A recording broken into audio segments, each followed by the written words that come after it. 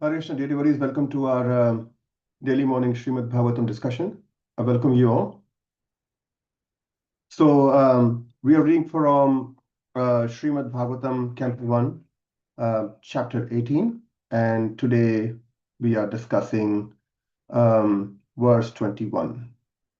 So Prabhuji, if you can share the verse on screen, thank you. So verse number 21.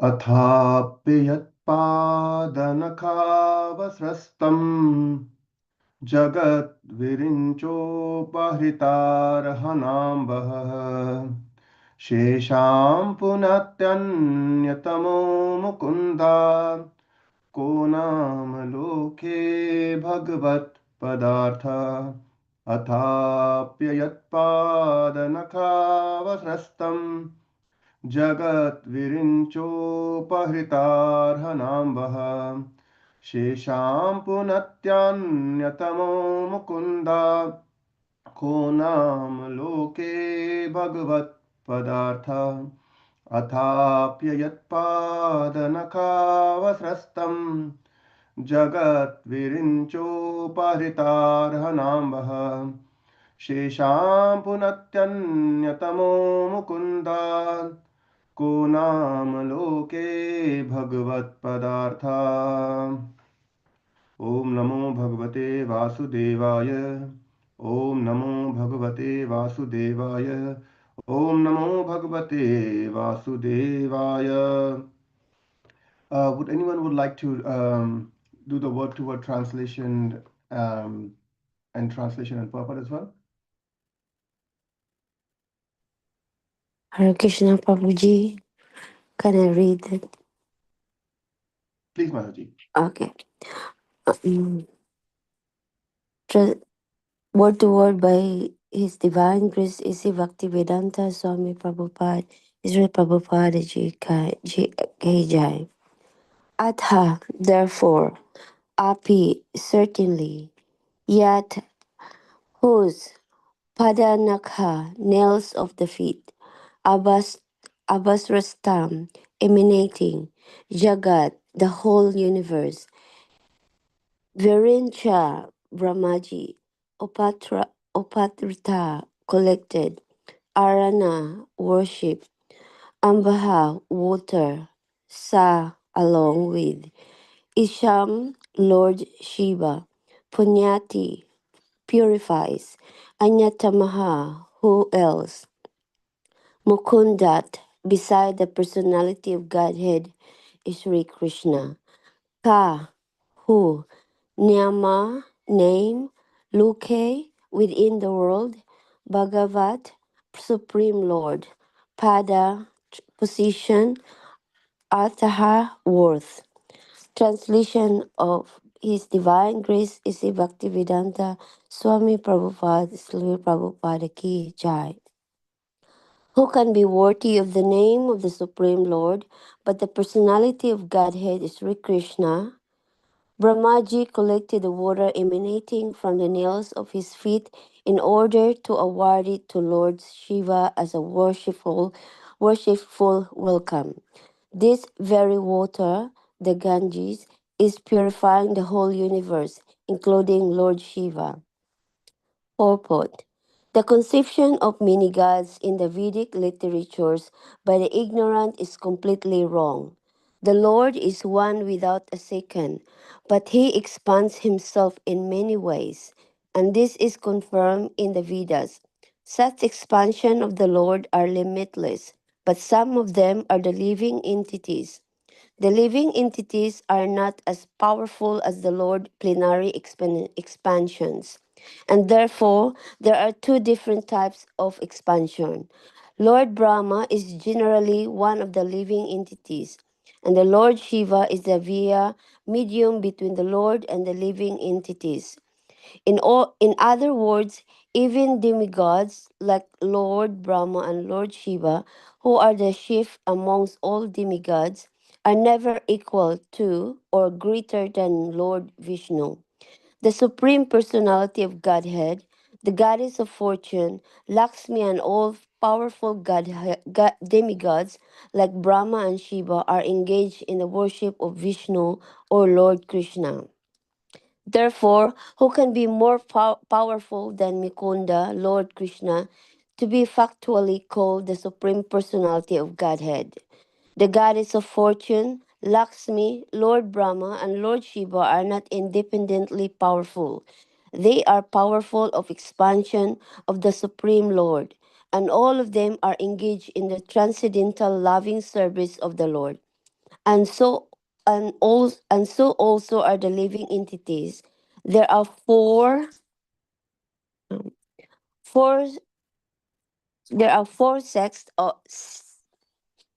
of worshipful devotees of the Lord. And the chief amongst them are the Brahma Sampradaya, Rudra Sampradaya, and Ishrip Sampradaya, descending directly from the Lord Brahma, Lord Shiva, and the goddess of fortune, Lakshmi, respectively. Besides the above mentioned three Sampradayas, there is the Kumara Sampradaya, descending from Sanat Kumara.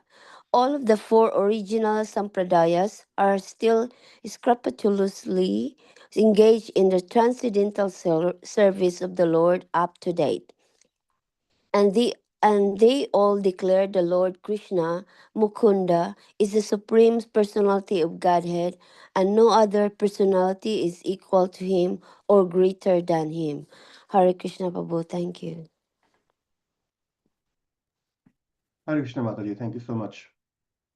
Om Ajnanatimirandasya Jnananjanashalakaya Chakshurunmilitam Yena Tasmai Shri Guruve Namaha Nama Om Vishnupadaya Krishna Pristhaya Bhutale Srimate Bhakti Vedanta Swaminiti Namine Namaste Saraswati Deve Gauravani Pracharine Nirvishesha Shunyavadi Paschata Dishatarine Jai Sri Krishna Chaitanya Prabhu Nityananda Shri Advaita Gadadhara Srivasadi Gaura Bhakta Vrinda Hare Krishna, Krishna Krishna, Hare Hare, Hare Rama, Rama Rama, Hare Hare.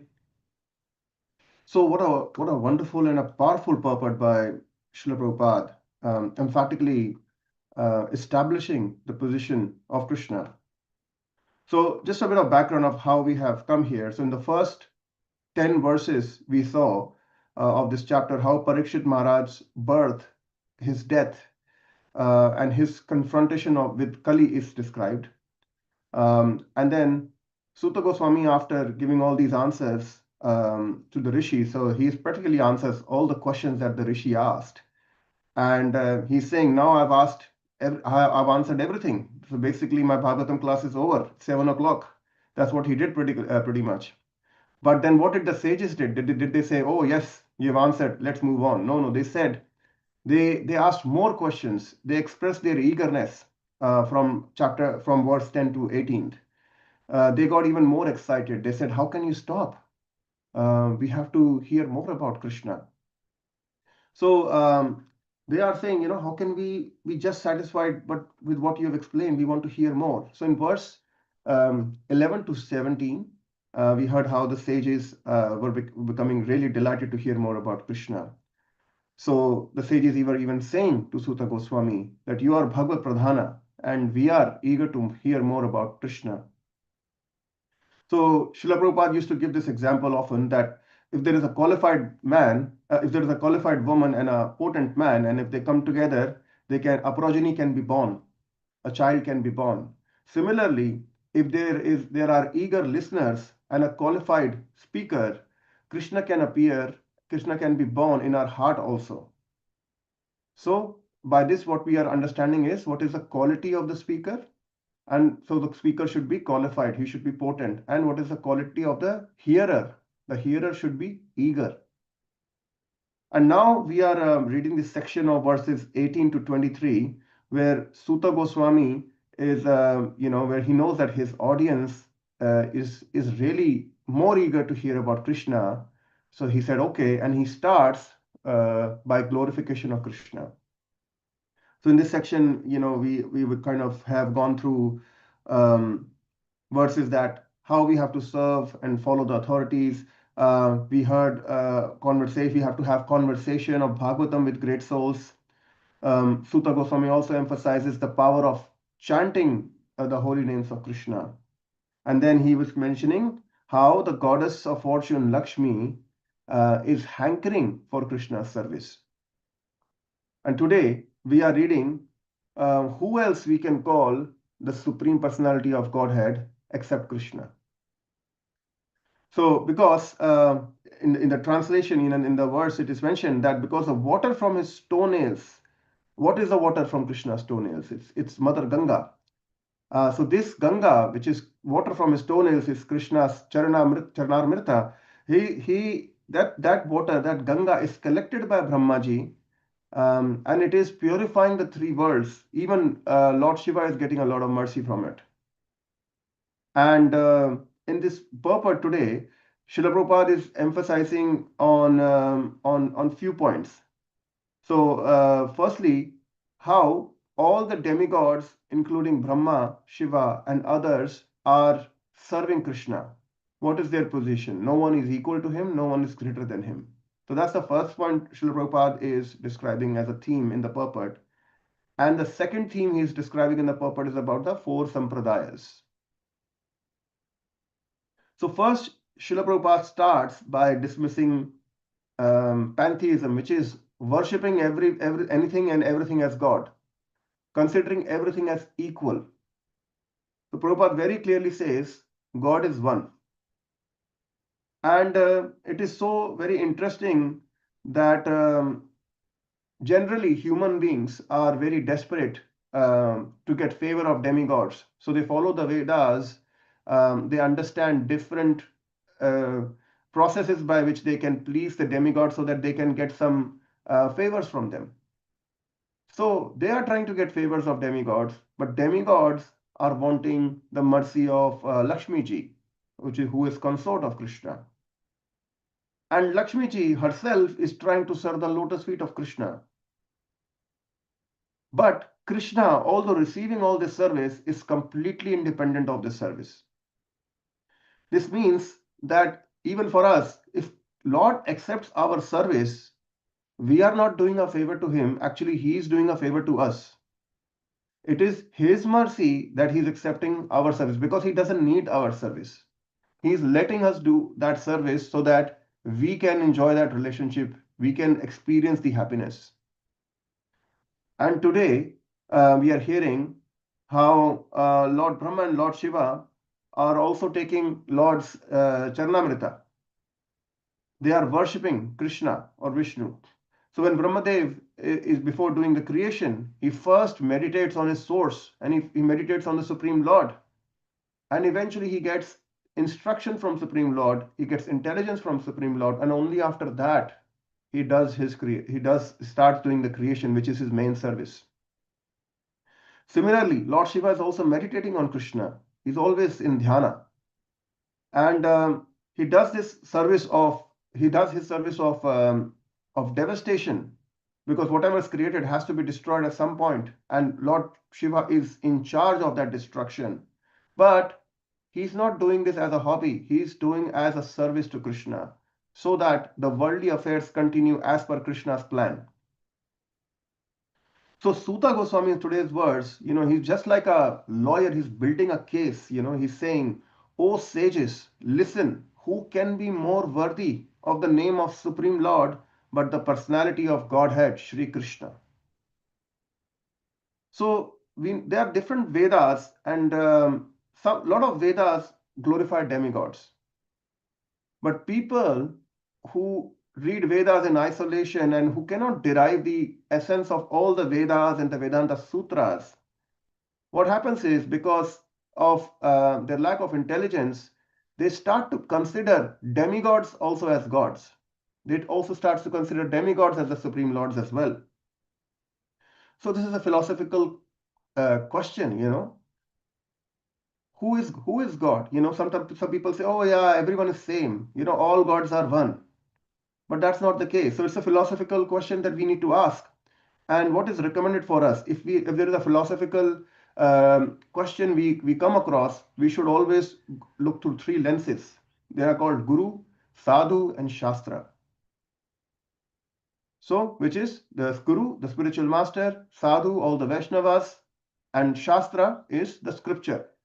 So first let's look at the scripture. So firstly, today's verse itself is a scripture. We are reading from Srīmad Bhāgavatam, and Srila Prabhupada's commentary is nothing less than a scripture because he's the Samstapaka Acharya for us. His commentaries is going to be used as scripture for the next 10,000 years. So firstly, today's verse itself is part of Shastra, which is establishing Krishna's supreme position. But some people might say, "Oh no, Prabhupada, this could be Prabhupada's his own personal opinion. This could be something that he might have formed." Some people could challenge that. But is that the case? Let's just see what Bhagavad Gita is saying, like where Prabhupada is getting all that. So what is Arjuna saying in Bhagavad Gita? So Arjuna is saying, Pitasi lokasya characharasya tvamasya pujyascha gurur garigyan natvat samosti abhayadika kutonyo lokatrayepi aparatima prabhava. So Krishna is saying in this verse in Bhagavad Gita that Arjuna is addressing to Krishna, that Krishna, you are the father of this cosmic manifestation, of the moving and non-moving. You are the worshipable chief and the supreme spiritual master. So Arjuna is saying Krishna is the supreme spiritual master. So he is basically establishing Krishna as Guru also. And then Arjuna is saying no one is greater than you, and so if no one is greater than you, then how can anyone be equal to you? And then he's saying, he's saying no one is equal to you, then how can anyone be greater to you within the three words? Your Lord, oh Lord, you have immeasurable power. So Arjuna, who's himself a sadhu, is a Vaishnava, he is firstly boldly declaring that Krishna, you are the supreme Guru, and that no one is equal to you, then how can anyone be greater than you? Asama urdhava, not equal to, not greater than Krishna. So clearly we are seeing that Arjuna is establishing Krishna's position. So we see a sadhu establishing Krishna's position, and then he's saying, Krishna, you are the Guru. And then if Krishna is the Guru, whatever Krishna says, that has to be heard as well. And what Krishna is saying, aham sarvasya prabhavo matta sarva pravattate iti matva bhajante mam bhuta bhava samhanvitaha. So Krishna is saying, I am the origin of everything. If Krishna is the origin of everything, then how can others be greater than Krishna? So if Krishna is the cause and other people are the effect, how can the effect greater than the cause? It's not possible.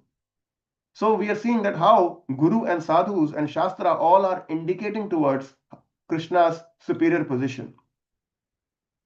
But then we can say, yeah, but I'm still not convinced. So we can say, okay, that's fine. You're not trusting the Guru, Sadhu and Shastra. But who are you comparing Krishna against? So the most people in the world who consider demigods also as gods are predominantly focusing on the two main demigods. The two in charges of the demigods are Lord Brahma and Lord Shiva. So they are the two principal demigods. But let's see what they themselves are saying about Krishna. So let's say if there are two parties, political party A and political party B, and some people are saying A is greater than B, some people are saying B is greater than A. So it's fine. It's good to see what this media channel is saying, what that particular group is saying about different political parties. But let's first hear what B is saying about A, who we are comparing against each other. If A is Krishna and B are Lord Brahma and Lord Shiva, let's just first hear what they are saying and then see, okay, that do we need to go to a third party to do this comparison? So what is Lord Brahma saying himself in Brahma Samhita 5.1? Ishvara Parama Krishna Satchit Ananda Vigraha Anadir Adir Govinda Sarva Karana Karanam. So Lord Brahma is saying, Krishna, you are also known as Govinda and you are the supreme personality of Godhead. And he's saying, Krishna, you have an eternal blissful spiritual body and that he is the origin of all. He is no other, he has no other origin, and he is the prime cause of all causes. So Lord Brahma is firstly validating what Krishna is saying in Bhagavad Gita as well, that he is the cause of all causes, Sarva Karana Karanam. So Lord Brahma is acknowledging that Sri Krishna is not just Ishvara. So there can be a lot of Ishvara. Ishvara means controller. So we are our little controller. We have some area of control. So firstly, let's see, even go further down. We can say an ant in the house also is a controller. He's in control of whatever small area he lives in and what happens with everything in that small hole in the house. Then we are small controllers of our house, of what's happening in this house. We will decide. Then we'll have the council, the controller of the local area, of what's going to happen in the local area. Then we'll have the city, the state. We'll have the country heads. They'll be in charge of different areas. All the way we can go to demigods. They are the controllers of different aspects. Even there is a controller of our eyelids. There is a god. There is a demigod for rain. There is a demigod of fire. So there are different controllers. But is Brahma saying, Krishna, you are just a controller, just a Ishvara? No, he's saying, Krishna, you are Ishvara Paramaha. Paramaha means supreme controller, or the supreme personality of Godhead. Because he is personality. He is not just an impersonal. He's saying Satchit Ananda Vigraha. Vigraha means a body of Satchit Ananda. He has got a form. He's got a form made of Sat, Chit, and Ananda, which is eternity, complete knowledge, and complete bliss. Our body, our gross body is made of 5 elements. Our soul is made of Satchitananda, similar to Krishna. But is that Satchitananda same as Krishna? It is same in quality, but not in quantity. It is same in quality as Krishna because we are Krishna's part and parcels. We are a separated part. So we have the same ingredients, but we are separated to him. But because we are very infinitesimal in front of Krishna. It is like our soul is like a drop in the water, drop of the water, and Krishna's soul or body, which is made of Satchitananda, is like an ocean. And then Lord Brahma is saying, he is Anadir Adir, he is without a beginning or without origin. There is no cause for him. Sarva Karana Karanam, he is the cause of all causes. So Lord Brahma is establishing Krishna's position. So Prabhupada is not just writing these purports just through his own thoughts. He's actually representing what Lord Brahma is saying, and he's trying to pass this information as it is. Then Lord Brahma also again says in Brahma Samhita 5.33, Advaitam Achyutam Anadim Anantarupam Adyam Purana Purusham Navayovanam Cha Vedeshu Durlabham Adurlabham Atma Bhakto Govindamadi Purusham Tamaham Bhajami. So Lord Brahma is saying that Krishna is Advaitam without a second. As we have heard, we read before, there is no one equal to or greater than Krishna, as also mentioned in the purport, as also mentioned in that shloka that Arjuna was saying in Bhagavad Gita, Asama Urdhva, no one is equal to him. What to speak about anyone can be greater than him. There is no one greater than him. And then Lord Brahma is again saying Krishna is Achyutam. He is infallible. He never fails. He is Anadim. He is without origin. He is Ananta Rupam. His forms are endless. Adyam. Although he doesn't have any beginning, because he doesn't have any beginning and he's the oldest of all, he is the beginning of everything. He is the origin of everything. And then he is Purana Purusham. He's the most ancient person. Navayovanam, even though he's the most ancient person, he's always youthful. Can we do that? Can the oldest person in our household be always youthful? Krishna is the oldest person of the entire creation, spiritual and material. He is still youthful. And then it said, Vedeshu Durlabham Adurlabham Atma Bhakto. So he is very difficult to be understood by Vedas, but very easy to be understood or obtained by his pure unalloyed devotees. So at the start of this discussion, we discussed that how people are misinterpreting Vedas. They are trying to focus on different Vedas, and they're coming with very, very different conclusion that this demigod is the supreme, that demigod is the supreme.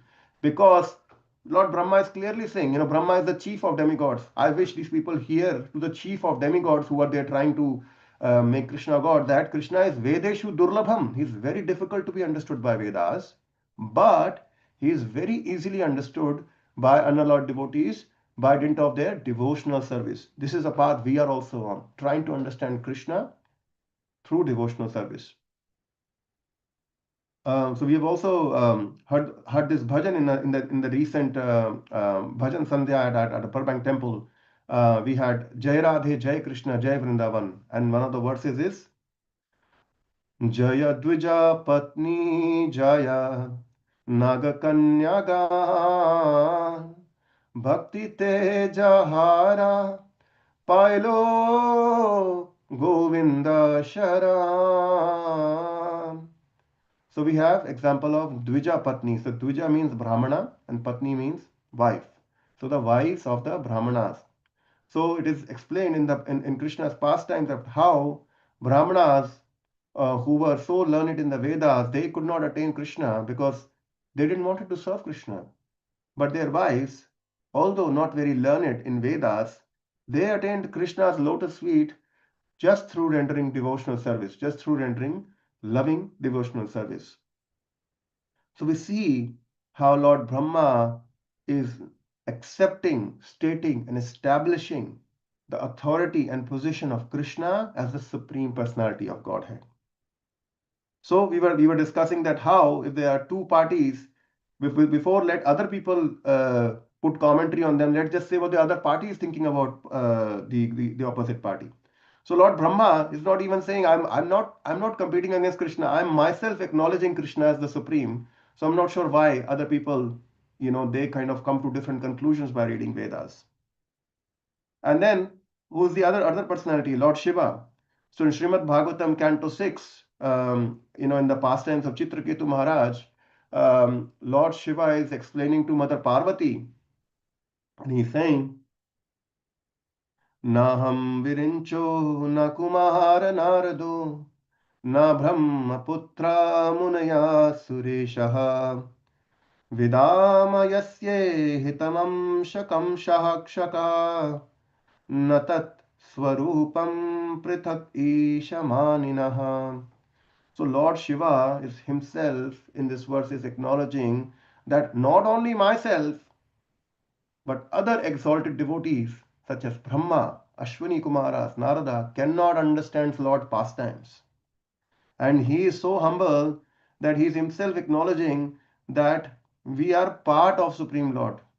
He's saying that he's acknowledging that although we are part of Supreme Lord, but we are bewildered, and that's why sometimes we consider ourselves independent and separate controllers. But we cannot understand Krishna's identity. So Lord Shiva is saying that sometimes we also get bewildered and think ourselves as independent of Krishna or separate controllers, but we cannot even understand Krishna's identity, his pastimes. So in short, what he's acknowledging that all these personalities that we are not real controllers, Supreme Personality, Lord Krishna is the controller. Then Lord Shiva also mentions in Rudra Gita, Tvameka Adya Purusha Shupta Shaktis Taya Raja Sattva Tamo Vibhiyate Mahanaham Kam Marudagnivar Dharaha Suryasya Bhuta Ganaidam Yataha. So in this verse, Lord Shiva in Rudra Gita is acknowledging, he's saying that, oh Krishna, you are the supreme person, the cause of all causes, very similar to what Lord Brahma acknowledged earlier. He says that the material energy is dormant initially, but this material energy is agitated by Lord's glance in the form of Rudra, and then this material energy is agitated with three qualities: goodness, passion, and ignorance.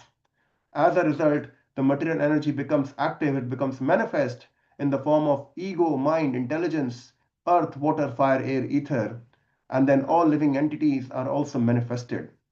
He's not just saying cause of the cause, Krishna is the cause of all causes. He's actually explaining how also.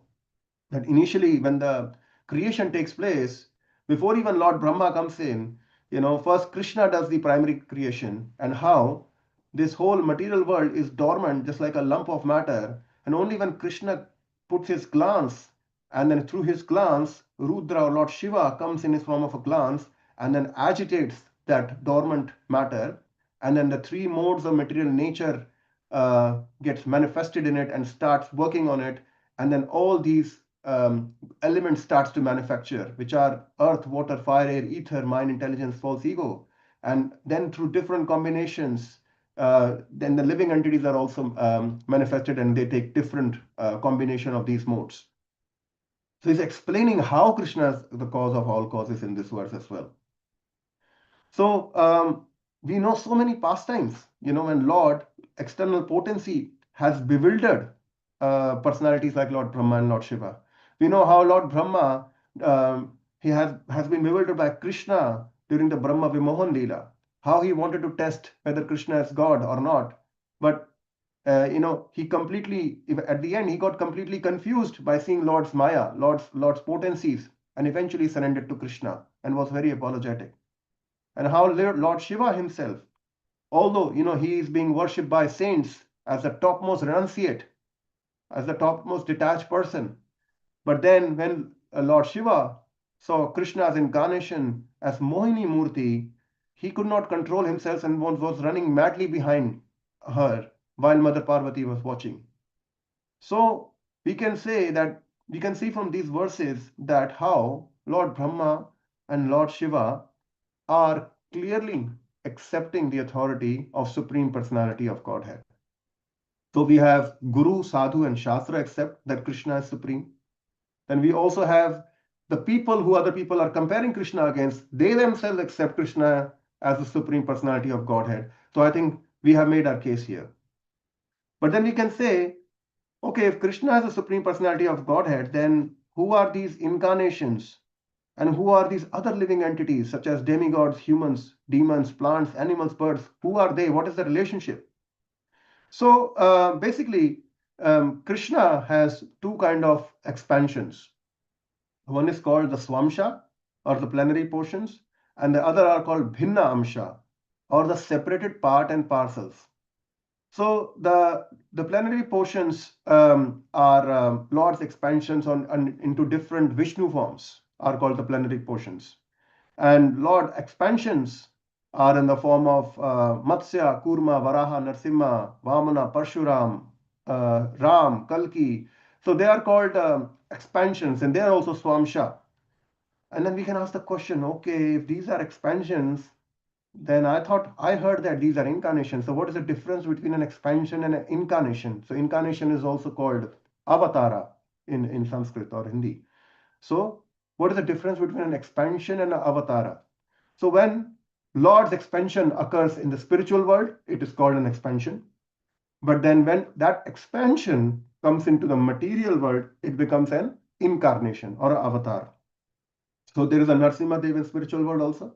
But when he comes to this material world to do pastimes, then that is called an avatar of Lord. So, and then all the jiva headed by Lord Brahma, including all the demigods, humans, demons, plants, animals, birds, beasts, insects, all other species, they are called the Vibhinna Amsha, or the separated part and parcel.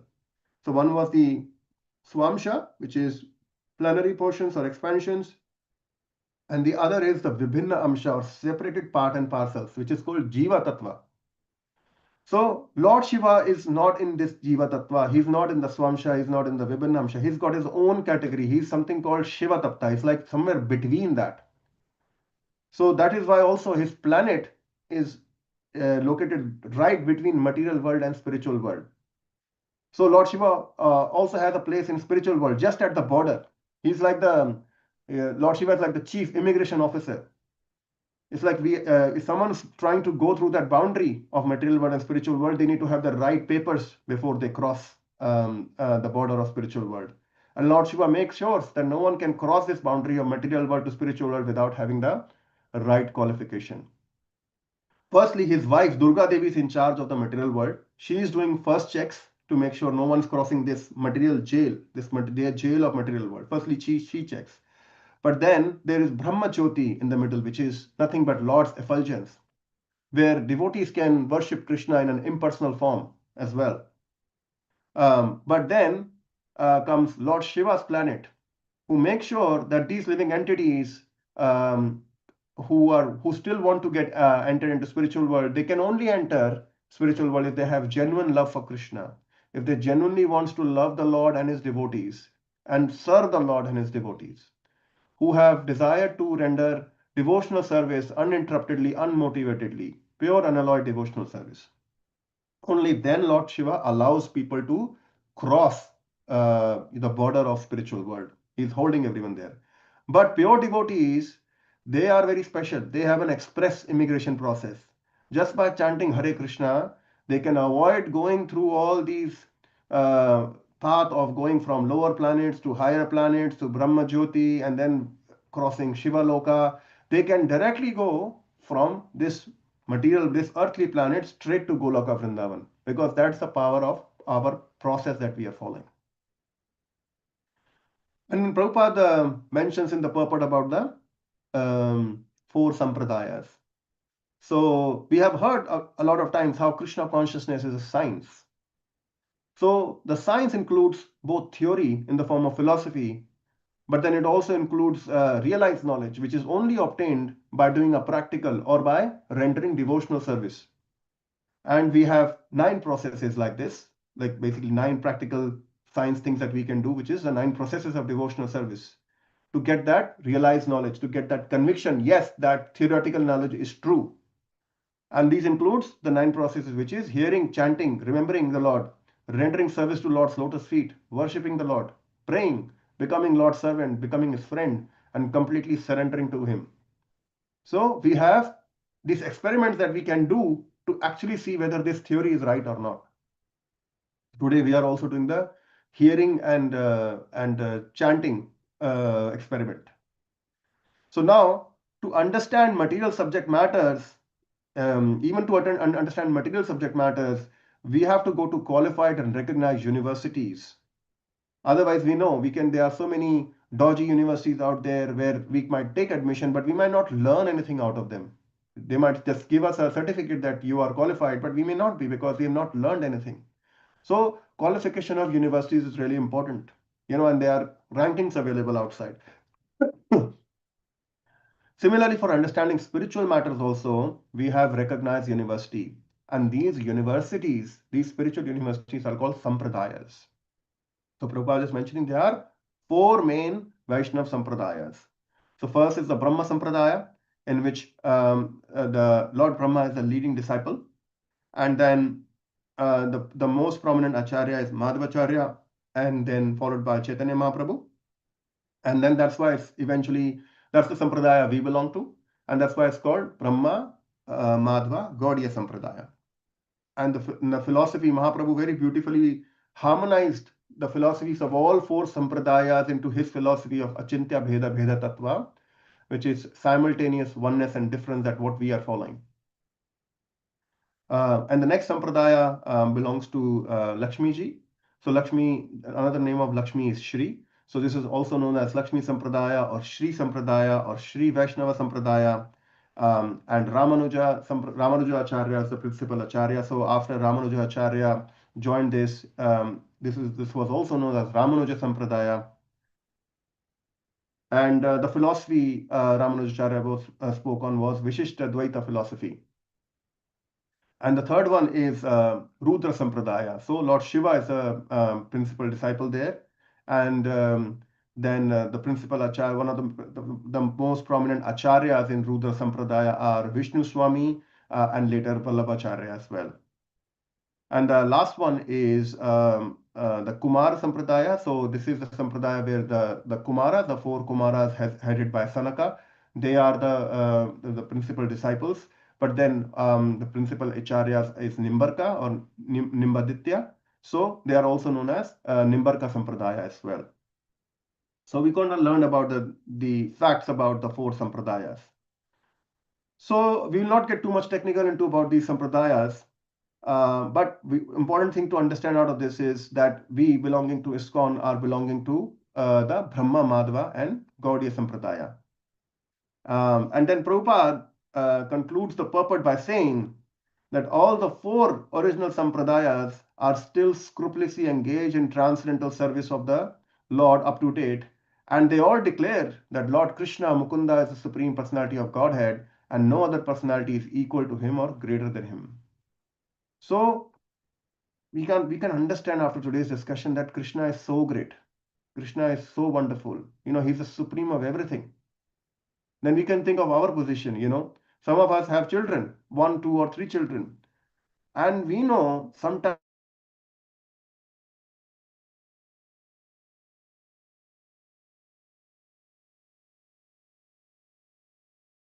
20 to 30 students in a day. And they also need a big break if they are going through managing children. It's very difficult to look after children because they all have their different minds and different thoughts and different desires, and you have to align them and make sure that they're all moving forward towards the central direction where the class is heading, or for a family where the family is heading. And then we can just only imagine Krishna is the Supreme Father. He has unlimited children. So, but Krishna, he knows when a demigod is born, he knows what are his desires, he knows what when he's going to die, he knows what next body he's going to attain, and he has same knowledge about an ant also, about a cockroach also, about an insect also. So he is omniscient. He has knowledge about everyone. So yet being omniscient, having all knowledge, having all awareness of everyone's desires, being a witness of every desire, he is also the sanctioner of every action as well. He is Upadrishta and Anumanta. So he knows all these things. Imagine if we know all these things, we'll become, we know desires of everything. If we can read people's mind, we'll go in depression, like what people think every day, where their mind takes them every day and what kind of actions they are doing every day. So it's very difficult to kind of be aware of all this knowledge, but and still be okay. But Krishna, in spite of knowing all this knowledge, is still always joyful. Is always Satchit Ananda. Ananda means having supreme bliss. And then he is Suhrit Sarva Bhutanam. He is the well-wisher of every living entity. He wants everyone, either he's a demigod or an ant or a cockroach. He wants everyone to progress in life and eventually become pure and come back to the spiritual world and spend time with him. He is always desiring that. Of course, he's not forcing that because he wants to give us free will, because that's a symptom of love. You have to give independence. You have to let the other person make that choice. You cannot make that choice for them. That's an act of love. But then he sincerely wants that we do the right choice and, you know, come out of this material world and go back to spiritual world and spend time with him. So we should understand, we should relieve our father's burden by at least making our life successful, by having good desires, because Krishna is hearing all these desires. We should pray to Krishna how Chaitanya Mahaprabhu prays in the Shikshashtakam. Ainanda tanuja kinkaram patitamam vishame bhavambhudo kripaya tava pad pankaja stita dhuli sadrisham vichintaya. So Mahaprabhu is saying, O son of Maharaj Nanda, Krishna, I am your eternal servitor. Yet, somehow or the other, I have fallen into the ocean of birth and death. Please pick me up from this ocean of death and place me as one of the atoms at your lotus feet. So, we can relieve our father's burden by praying like this, especially during our chanting, and Krishna will listen to our desires because he can listen to everything. And then he will eventually also make sure he makes arrangement for us to go back to him as soon as possible. Thank you so much, devotees. Sorry we have gone a bit over time because it was Saturday. So I'd like to stop here. I want to ask anyone if they have any comments, any questions, any realizations they would like to share. Hare Krishna. Hare Krishna, Prabhu. Hare Krishna, Mataji. this class is so wonderful to reflect our desires, and I'm also desires that time before I become Hare Krishna consciousness, that I desired a guy that's really had us serving God, and then I found Prabhu and also changed my I could say my life routine, that it is very solely pure to serve Krishna, and also come along with him with his change my life routine, that we always have time for Krishna and do chanting every day. And yeah, it was amazing. Thank you, Prabhu. Reflect us our desires, asking for Krishna's our desire, what desire for our life. And yeah, I found it. Thank you, Prabhu. Thank you so much for sharing, Mataji, your journey. And I think all of us might have gone through very similar experiences at some point of life, time out of life, even in this life or previous life. We might have desired sincerely, Krishna, please accept us.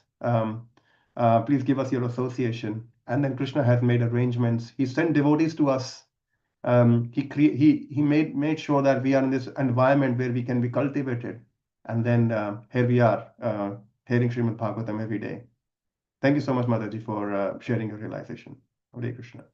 Prabhu, Hare Krishna, this was a very, very beautiful, complete, comprehensive, and concise class. It was an amazing class. It was. You glorify Bhagavatam, I want to glorify you, Prabhu. Thank you. Hare Krishna. Hare Krishna, Prabhu. I want to just glorify Srila Prabhupada, because it's all his words we are sharing. Nothing we can create ourselves. We don't have any ability. Thank you so much, Prabhu. Hare Krishna. Okay.